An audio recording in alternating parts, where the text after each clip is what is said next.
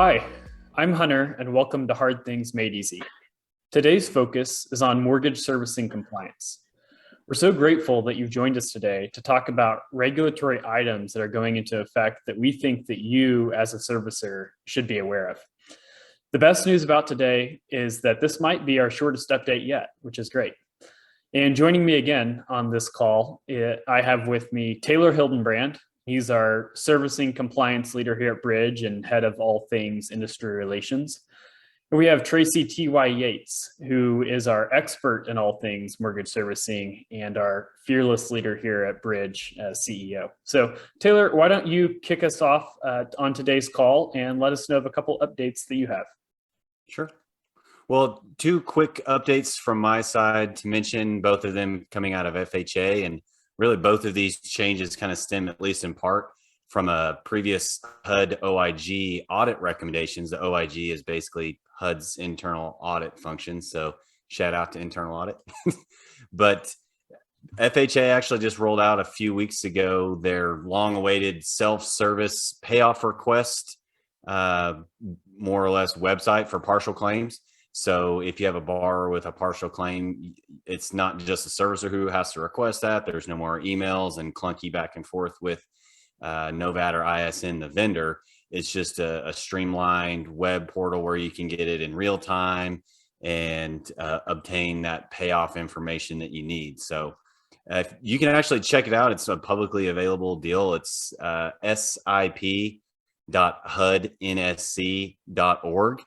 And SIP is a new acronym for us. So, of course, with any new change, there's got to be something added to the glossary, right? So what FHA is calling this is their Smart Integrated Portal.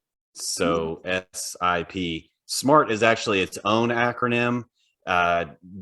Single Family Mortgage Asset Recovery Technology. We'll just say that I'm not sure what an acronym of an acronym is, but that sounds pretty mortgage servicing to me. For sure. So SIP or sip.hudnsc.org. That's the new payoff portal. So go check that out. And the second thing I wanted to mention was that FHA announced some new flood zone data collection requirements. Currently, it's just for lenders that as they're going through the endorsement and insuring process, FHA Connection now has some data fields that are required for lenders to indicate if it's in a special flood hazard area, SFHA. I need to add that to our glossary, SFHA. And if so, there's some additional questions that it asks. And it's effective for cases that are endorsed after April 11th, 2022. So the reason I bring that up, it doesn't necessarily have any impact on servicers directly right this minute. But I am mentioning it because of the OIG audit that I mentioned earlier. And so FHA made this announcement, hey, we're going to start requiring data. And then 2 weeks later, their internal audit published this report that said more or less 16% of all FHA loans that were in a flood zone were not insured correctly. And so you can probably see where this is going. OIG said, hey, this is a really big risk to the tune of about $4.5 billion to their portfolio each year. And we want to start collecting data on that. And guess who's going to be updating this information as the loan is serviced? I'm thinking it's probably not the lender or the loan officer. We'll have them do it. That sounds like a great idea. So this actually, I'm going to read something to you from the actual OIG audit. In their main recommendation was that FHA develop a control to detect loans that didn't maintain required flood insurance to avoid potential future costs to the FHA insurance fund, the MMIF. Basically, they're saying we want to know up front if the loan is in a flood hazard area or not, and if it had initial, insurance at that time. It's yet to be seen how they deal with that from a, servicing perspective, but did think that was an interesting thing to bring up. Yeah, that's really interesting. And thanks for bringing that up. Sounds like definitely something that servicers should be aware of there. And I know that the guide for Freddie Mac was just updated recently. So we'll probably have more on that next month as those things kind of roll out a little bit more. But I know, Taylor, you wanted to mention something kind of new and reiterate something from Freddie Mac. Right. Yeah, there's a lot of nits that Freddie Mac updated, kind of par for the course. Something that just kind of stuck out to really our team as we were going through it is the required OFAC screening. So Office of Foreign Asset and Currency, I think, something like that. It's typically a bank side regulation or an origination side regulation, but there is a piece that I wanted to just reiterate to you because, like you said, Freddie Mac did reiterate this, that on a periodic basis, servicers have to screen their borrowers against that OFAC SDN list. And if you get a match, you have to tell Freddie Mac about it within 24 hours. So just one other exclusionary list to check among all of those out there. But since this isn't something that we typically deal with in servicing, I just thought it'd be a good reminder for our servicers out there to check and make sure that what you expect to be happening, it might be housed or owned by a different department in a different area with that periodic check. But just make sure that's happening, that it's well documented and well controlled, because if Freddie Mac mentions it, you can probably bet they're going to start looking for it in any of their supervisory activity. Right. Yeah. Okay. And I have one more, switching gears a little bit, one more little topic to discuss with you. There's been a lot of talk about half these funds that are available to borrowers kind of at the state level. And it really varies state to state on the implementation of these programs, on delivering this money to certain borrowers, on the application process. So can you just give us a real quick introduction to half, and what should servicers be aware of with half funds? Are they needing to disclose to everybody these funds? Should they suspend some foreclosure activities? What should folks know about this? Sure. It always makes me wonder if non-servicing people watch this, if they think we're just crazy with all of our acronyms. So you've got your SIP and your SMART and your OFAC and your HAF. So yeah, HAF is a program that comes from the U.S. Treasury, the Homeowner Assistance Fund. That's COVID relief money that is really earmarked for delinquent homeowners, that they leave it up to the states to decide the funding formula, who gets what. And so it's an interesting process because, you know, the COVID relief from 2 years ago has kind of already cycled its way through, but now that the states have been delegated, it's taken a while for those programs to get up and running. So there's, billions of dollars available for delinquent homeowners out there.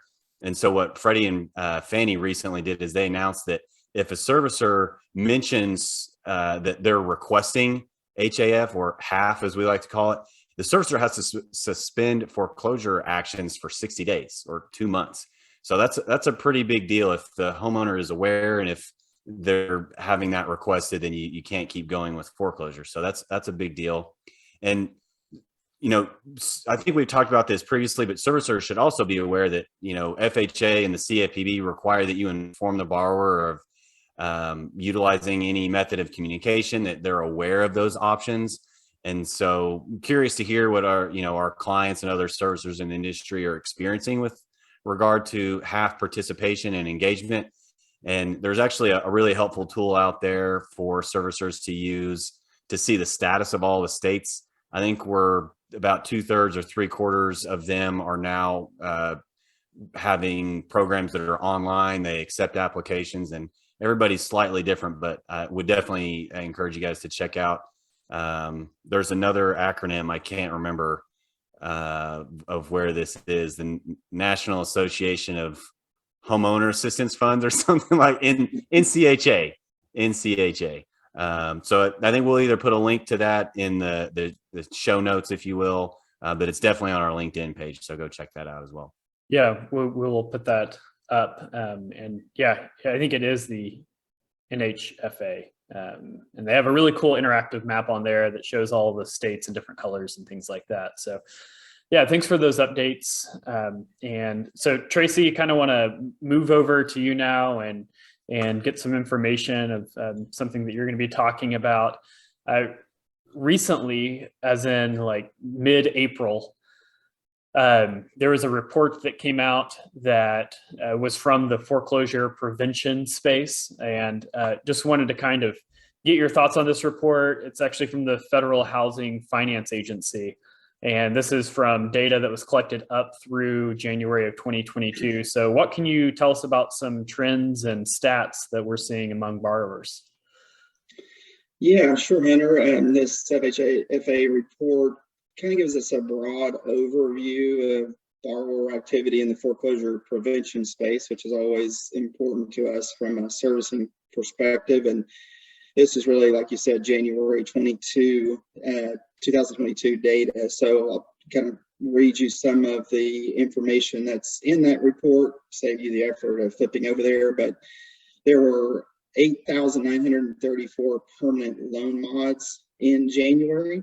7% of those mods were with principal forbearance. And the number of borrowers who received payment deferrals after completing this, the COVID-19 related forbearance plan actually decreased 14% from December 21 to January 22. And initiated forbearance plans decreased 13% from December to January. The total number of loans in forbearance decreased from the end of December to the end of January, representing about 0.5% of the total loans serviced and 25% of the total delinquent loans. In the 30 to 59 day delinquency rate, that remained flat at 0.76%, while the serious delinquency rate declined to 1.12% at the end of January. And third-party and foreclosure sales decreased 3% to 1,006, while foreclosure starts rose kind of as expected to 6,807 in January. And that's the report, Hunter. Yeah, thanks for giving us a report on the report. That's for sure. Helpful to think about those numbers. And I did just want to note too that in the kind of market generally, total refinance volume decreased in January of 2022 amid rising mortgage rates through December. Those mortgage rates continued to rise in January. The average interest rate on a 30-year fixed mortgage increased to 3.45%. from a December level of just over 3% at 3.1%. And so, yeah, one final word on today's update call.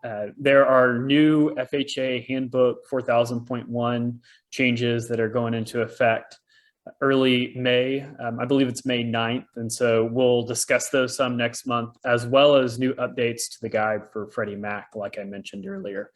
But we tried to keep this one shorter, a shorter update. And so I really appreciate you all joining us today. And at Bridge, we're always trying to make hard things a little bit easier. And that's our focus and our hope, to make some of these new regulatory updates easier for you to digest and comprehend. And we're always here for you too. So you can reach out to Heather at bridgerm.com if you have any questions about things that you heard today, or any request for any services that we could provide for you. But Taylor, Tracy, thank you guys both for joining. Thank you for that really valuable information. And we look forward to talking to everyone soon. Bye.